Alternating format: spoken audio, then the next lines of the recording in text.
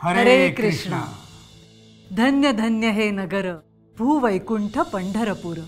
धन्य धन्य चंद्रभागा मध्ये पुंडलिक उभा। संतांचं माहेरघर म्हणजे पंढरपूर। महाराष्ट्राची आध्यात्मिक राजधानी म्हणजेच पंढरपूर।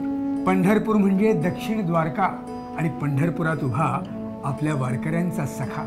अशा या भूवैकुंठ भूमीवरील भीमेच्या पूर्व तटावरील श्रील प्रभुपादांच्या कृपेनं व इस्कॉन पंढरपूरच्या वतीनं साकारत आहे आपल्या पंढरीनाथांचं आणि प्रभू श्री रामचंद्रांचं नयनरम्य असं भव्य मंदिर। हे केवळ आणखी एक मंदिर नाही, हे असेल पंढरीचं वैभव। इथे कायम घुमत राहील संकीर्तनाचा नाद आणि जिभेला मिळेल गोविंदा महाप्रसादाचा स्वाद।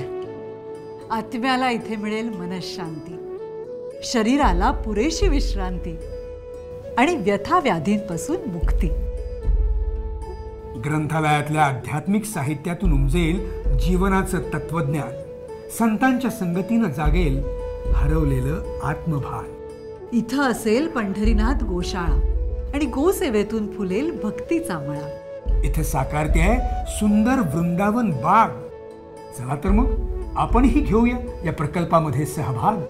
आपण सर्वांनी मिळून आपापल्या परीने कुणी खारुताईचा वाटा घेऊया, तर कुणी हनुमंताचा वाटा घेऊया। आपल्या पंढरीनाथांसाठी श्री पंढरपूर धामामध्ये भूवैकुंठ प्रकल्प उभारूया आणि या पंढरीचा गौरव संपूर्ण विश्वामध्ये पसरवूया। लक्षात ठेवा, आजच आपलं योगदान द्या। हे मंदिर तुमचं माझं आपणा सर्वांचं आहे, कारण सर्वांचा बा विठोबा विठोबा विठोबा।